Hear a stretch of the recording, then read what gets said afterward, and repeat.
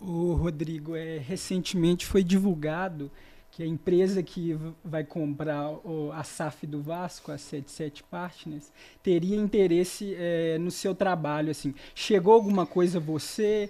E, além disso, como que está a negociação para renovação do seu contrato? Você já está conversando com a diretoria sobre isso? Tiago, assim, eu não tive nenhum convite. Não, por óbvio que eu não abriria esse tipo de conversa. Sob contrato ainda com o Galo.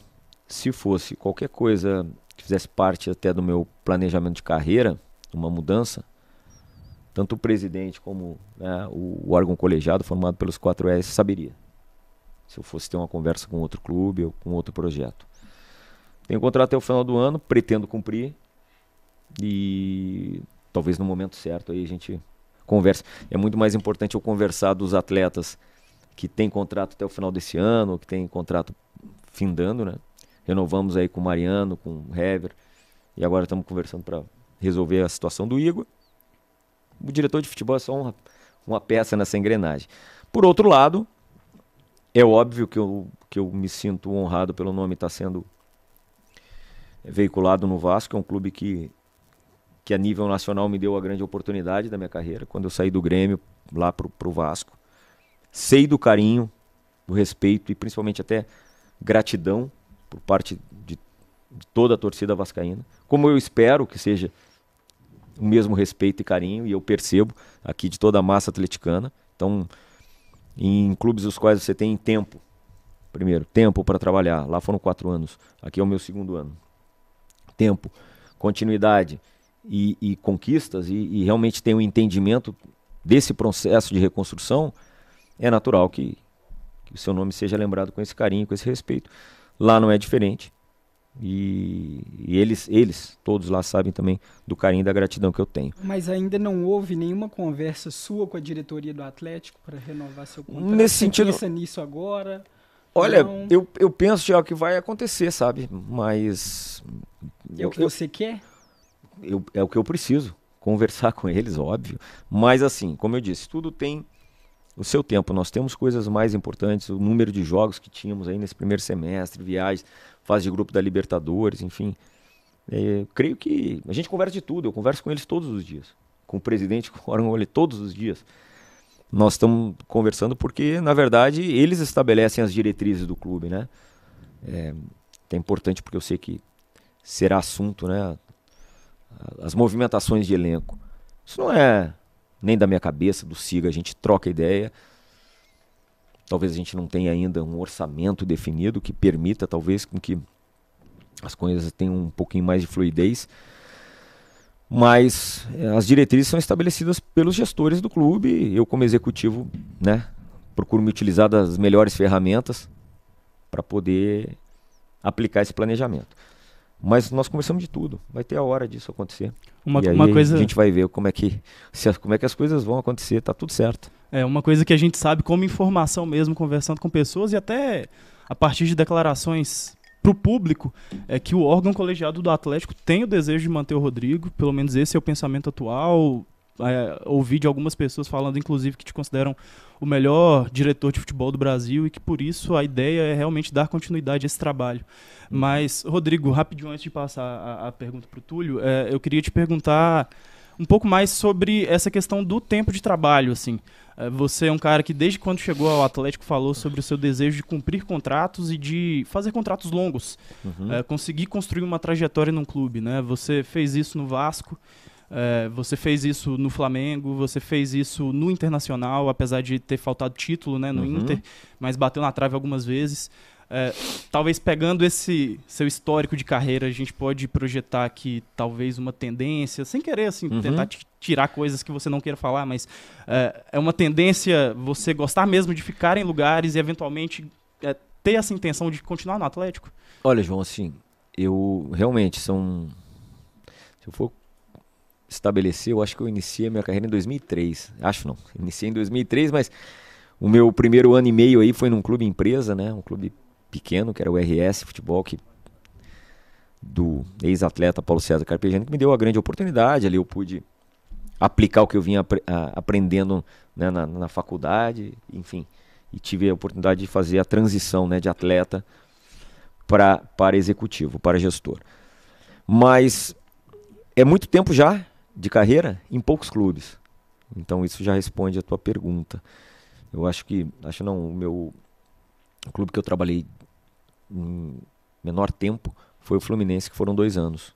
O meu contrato era de 2 anos e acabou que eu cumpri os 2 e acabei saindo. Todos os demais foi 4, quase 3 no Internacional, 4 no Grêmio. Enfim, por quê? Quando você vai para um clube, o maior desafio de um profissional, desafio quase que uma obrigação, é você conhecer a história do clube, conhecer a essência, conhecer os princípios, os valores, né? Não é apenas chegar ali e não entender que um clube ele é movido por paixão, ele é feito para o torcedor, né? Você ali é um instrumento para atender os anseios do torcedor. E quando você faz esse diagnóstico, eu acho que facilita bastante. Por isso o tempo é importante. Isso vale para o treinador também. Entender, que clube que eu tô? Quais são os valores, quais são os princípios? Qual é o atleta que o torcedor gosta de se sentir representado dentro do campo, né? Às vezes você vai para um determinado clube que a exigência é meramente técnica. Na outra não. Na outra, a técnica não é prioridade 1, e sim ser um jogador que se entrega, enfim. E quando você, né, tá num clube, há 1 ano e meio que eu tô, conheço todas as pessoas, conheço, né, as virtudes e aquilo que a gente precisa melhorar também, facilita bastante. Eu sou sempre pela continuidade.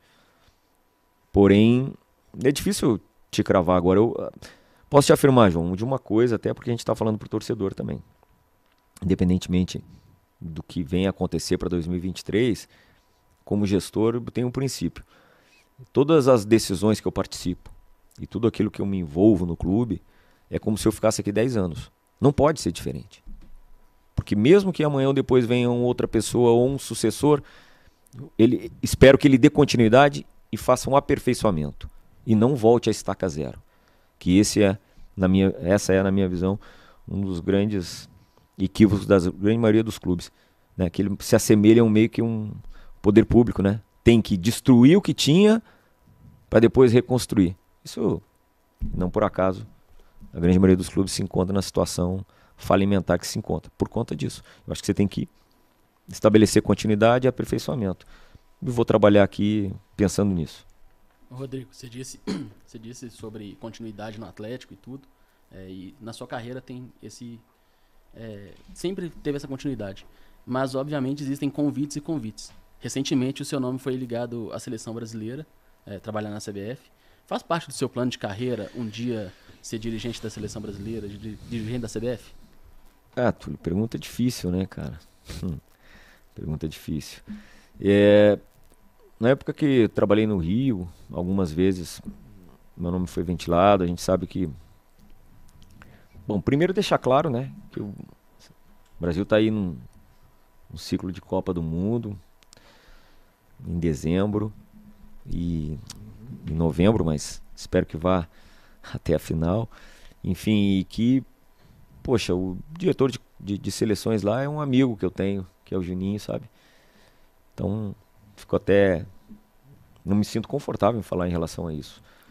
Como profissional, eu não te diria, não sei CBF, enfim, não sei te responder em relação a isso. Mas óbvio, você perguntar para qualquer profissional, você tem desejo de ir um dia para a Copa do Mundo? Como eu fui um jogador bem mediano, eu não consegui ter esse sonho como atleta, entendeu? Mas, pô, você representar o teu país numa Copa do Mundo, quem não sonha, né, cara? Então, é diferente. Agora, não me sinto confortável em falar em relação a isso, ao futuro. Se um dia isso acontecer, de um determinado convite, eu estando trabalhando em um clube, óbvio que não tem como você não pensar a respeito. Mas nunca tive. O meu nome já teve, aí, como eu falei, ventilado em algumas vezes, como dessa, mas não dá nem para pensar em futuro, se tratando de um ano de Copa do Mundo, é melhor deixar as coisas acontecerem naturalmente e torcer muito para que o Brasil vá lá e vença. Então, dessa vez, agora que seu nome foi ventilado, não chegou um convite, um telefonema, uma mensagenzinha ali no SMS? Não, de forma nenhuma. Nesse momento não, foi às vezes em que eu fui perguntado, eu tenho uma boa relação sim com com o atual presidente da CBF, o qual eu já conhecia antes dele assumir o cargo, né? O Edinaldo. Mas não. Tem que respeitar principalmente quem está lá e todos nós aqui estarmos na torcida para que o Brasil vá para a Copa, vá bem e conquiste esse título lá no Catar.